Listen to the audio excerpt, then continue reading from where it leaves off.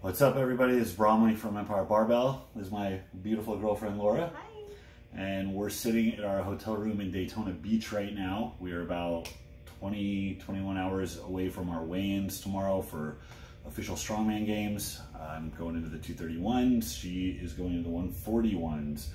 So we just flew in. What time is it right now? It's like 5. 5 o'clock? Okay, so it's 5 o'clock. What time did we fly in today? We got here at like noon? Noon. Okay, yeah. So we took a red eye last night. I'm cheap, so we had one too many layovers. We went from LA to Phoenix, which it would have been quicker to drive.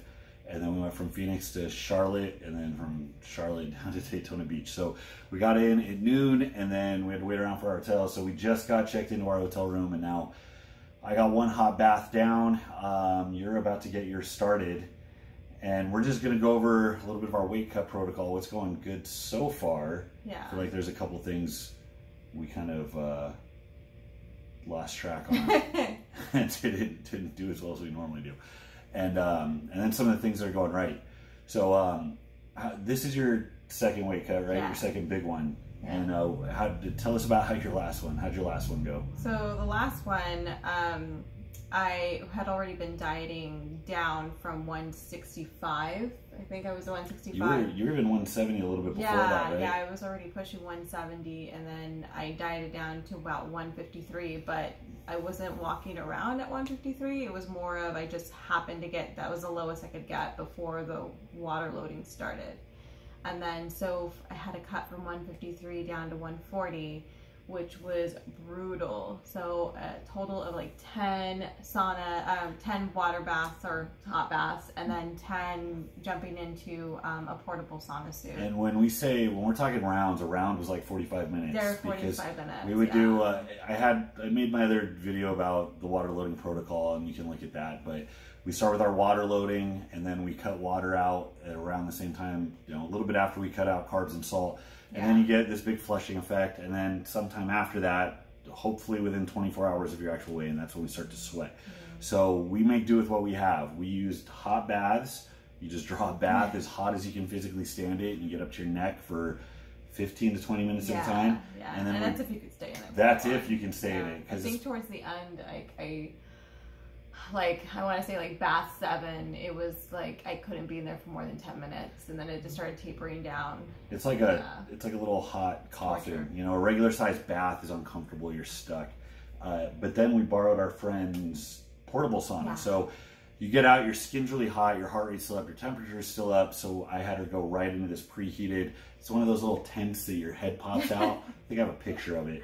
And then everything just bakes, but it keeps you warm, and it's a little more tolerable than the hot bath. But you were doing 40 minutes, 45 minutes at a time. Yeah, at the beginning it was and it got a little dangerous, I think, at one point, because I would get up and then the whole room would be spinning. So I'm a baby, so I had to start asking for you to help me get out of the tub and like carry me to the 2 steps to the sauna. But that's also why it's important to note that this stuff is dangerous. You don't do deep weight cuts on your own. No. In fact, this one was like I don't want to say a dry run because it was actually a contest, but it was your first time experimenting with this, figuring out what you could tolerate, how close you could get. And I even got a little nervous during part of it, but you impressed the hell out of me. Yeah. That was a tough cut. She did not quit. I mean, she was in that sauna tent praying, eyes closed. I had a come to Jesus moment a few times. Just having a conversation with herself. And it got to the point, because you'll notice you lose, a couple pounds or maybe a pound at the start, and then it goes to half a pound, and then it goes to like 0.2 pounds, and each round it gets less and less, and you're that much more fatigued, and it's psychologically really hard. So you got into the weeds on that, and thankfully you had Emily drive you to LA to weigh in. Yeah, like my voice changed. Like it was so to the point where the weakness came from, I couldn't even, talking was just so much more energy than I wanted to. And I think at one point I stuck my head, we were driving to LA, Emily was driving me to LA, and I had to stick my head out the window just so I could like dry my hair, because just any little bit of breeze, that cool air on your skin, it's like it's the closest you can get to drinking water, because you're dehydrated. And then for women too, I mean, how much weight you can lose is proportionate to body mass, but specifically it's proportionate to muscle mass. That's what you want to think about. It's not body fat that's really giving the liquids off, it's all of the water that gets stored. Yeah, your muscles are like sponges. So you flush out all the glycogen and salt, and then you flush out all the water. Your muscles just flatten out. That's why your voice changes. Your vocal cords aren't holding water the same way. So that was a big cut percentage-wise for you. Yeah, and a lesson learned, like, the one thing I could give advice of is if you're anticipating on doing that much of a cut, you really need to be on point like months ahead of time, and planning is so crucial. Which is funny because even before that was a real serious cut, but before that I had done a Bishop show where I only had to be 160, and I was hitting almost 170, and I mean, that was brutal for me. And even though I was heavier, a shorter weight cut, or the pounds were not as much, that was still brutal because I was still walking around not dieting as I needed to be in that water loading stage.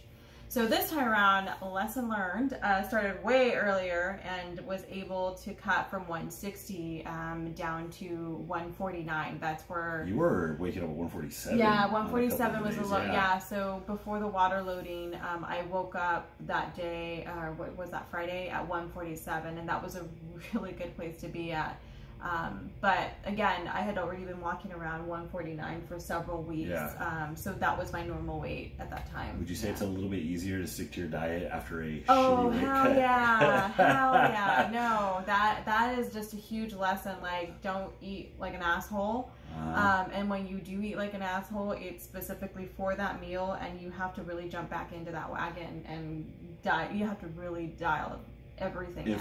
If any of you have any excess weight that you need to lose, it becomes like you have that awareness, you have all that time to think in a sauna and a hot bath, and everything you're like, you did wrong. Yeah, you're like, I am miserable and hot right now. I just want to drink some water. I just want a beer and a steak. You regret everything, and you feel like you're being punished, and you look down and you're like, well, I have like 20 pounds I could lose. You know what I mean? It's like, maybe next time around I don't have to go through all this. Yeah, no, it's a hard look in the mirror. It's hard look in the mirror.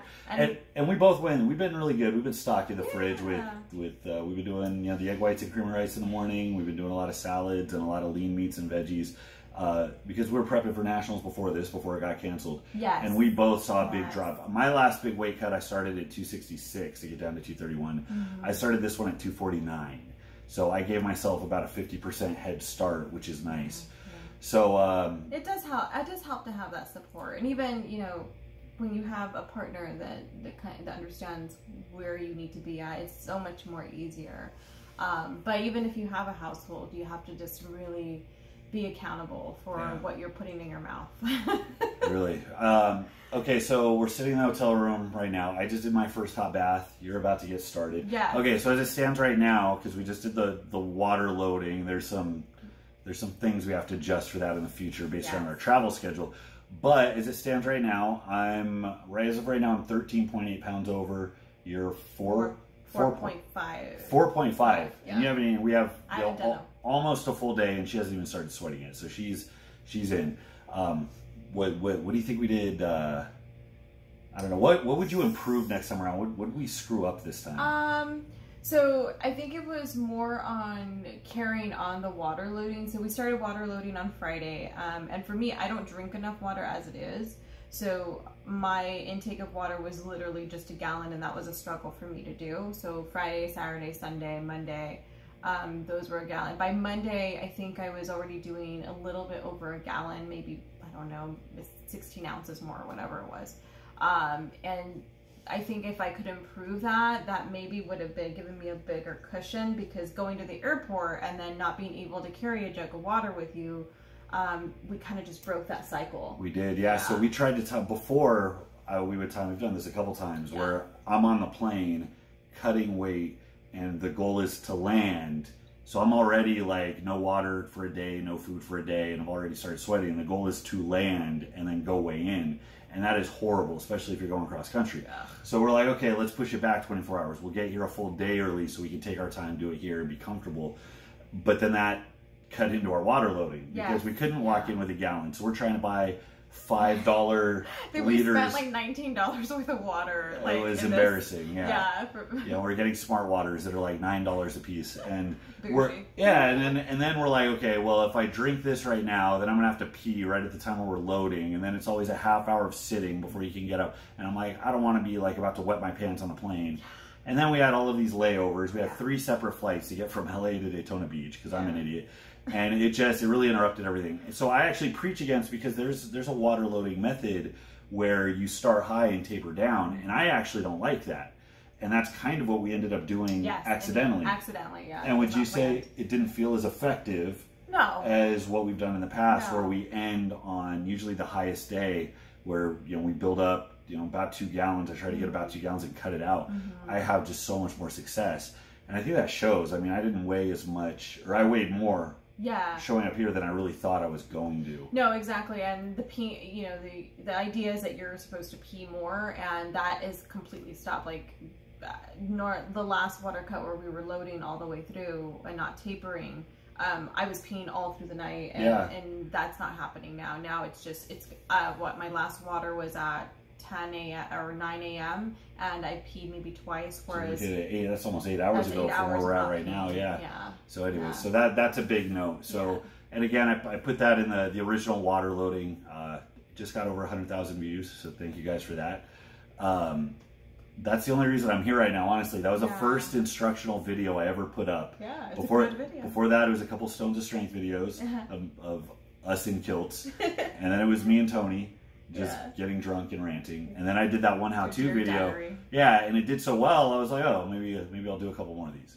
No, anyways, so that's been good. So, but give that a watch, because that outlines in detail how I prefer to do it. But you lay out your best laid plans, and then cross your fingers that you get close. Yeah. But anyways, we're still in a really good spot. I mean, my first my first weight cut period was back in the day. I went to Summerfest in Milwaukee with DeMarinis, who's a salty asshole. Anyways, I told you this story. Yeah. And he's a treat to be around. And I had never cut weight before, let alone traveling to the middle of the country. And we got to LAX, we got in the wrong line, we missed our flight, we had to sleep for 8 hours in the terminal, get on another flight. Then we get to our hotel room, and I have no idea how to cut weight. I was stressed out because we missed our flight, so I had like a Carl's Jr. teriyaki burger the night before. So I wake up the day of weigh-ins, and I'm 14 pounds over, and I just put on a sauna suit, and I cycled for 6 hours. Hell no. That was my first experience with like, okay, we got to do something different. I got the weight off. It didn't affect my performance too much because I was young back then and I was in reasonably good shape, but that would destroy me right now. Oh, absolutely. Yeah. Yeah, the cramping, the fatigue. Oh my God. Yeah, no, it's not good. So now that I'm under 14 pounds, I have almost a full day and we have a strategy. So, and before we go any further, this is probably the most helpful thing you could have. This was worth every penny. Every penny. Because your bath at home, oh dear God, it's like a hot, miserable coffin. We have towels to put over your legs and your head. That's Laura's, what do you call that? That flamingo? It's my head wrap.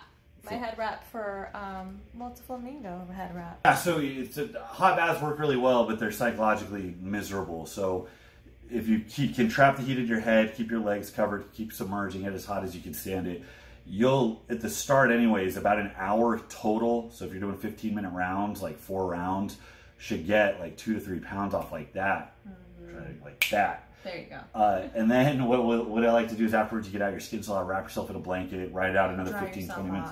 Yeah. Keep yourself dry. Don't let any of that moisture absorb because that will happen. I've learned that the hard way. Big mistake. Big mistake. And then on top of that we have, where's our sauna suits? Are they in here? Oh, right here. We have these very... Yes.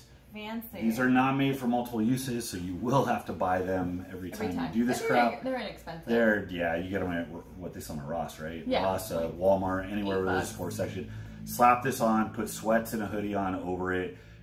You don't even have to work hard. Just keep your head covered, walk for 30, 40 minutes, whatever you can handle. Caffeine helps a little bit. We took a 5-hour energy, and my heart rate was going through the roof. Yeah. This actually brought me back to life. Like I was ready for a nap, and then I was like, video. She's like, yeah, let's do it. I did half an ounce of this, and then that's it. We split that, and my heart rate was through the roof. Which you sweat faster. Your blood vessels dilate, and you start giving off more heat. You sweat faster. so that worked out really well. Yeah, and then most hotels, even if they don't have a cycle, I like recumbent bikes because they're more comfortable and when you're hot, and you know, the work your legs have to do get you hot quicker. Walking on an incline, well, we're in Florida. I mean, we could go walk outside, walk around the block for a half hour, and that's going to be a couple pounds down, so that works pretty well. Yeah, we did that. We did. We walked around for about 45 minutes. And then the best option, which is usually the hardest to find, is an actual sauna, just because it's passive. You want the most passive sweating. You don't want a lot of physiological arousal. I mean, I'm supposed to be peaking for a show right now, and I have to worry about going and doing a bunch of cardio to get weight off. That's not ideal. No. So the more passive it is, the easier it is to run. And more injury because you're dehydrated. And yeah. You don't want a good place to be. You don't want to be out exerting yourself physically when you're in that state. So it's a dangerous state to be in, anyways. But I mean, those few things are really all you need. And if you're smart, you should be able. I mean, people who are seasoned can lose about, God, I think I've lost 15% of my body weight in one cut, 13 or 15. Most of you could do 8 to 10. But yeah, look at it this way: if you're serious enough a competitor to be cutting all this weight, you're serious enough a competitor, you get your goddamn diet in check. So I think that's where we're at right now. Every time it's like, why am I not leaner? Why am I not able to just walk in holding a ham sandwich and weigh in? But you know, work in progress. We'll get there. But yeah, so that's our notes for today. I don't know, maybe we'll throw something in tomorrow if we actually make weight, and then we'll follow it up. Actually make weight. We're making weight. We'll follow it up with our top secret methods for rehydrating effectively, which basically amounts to Cold Stone and a lot of coconut water. Yes. But that's it for right now. We'll see you guys later. Yeah.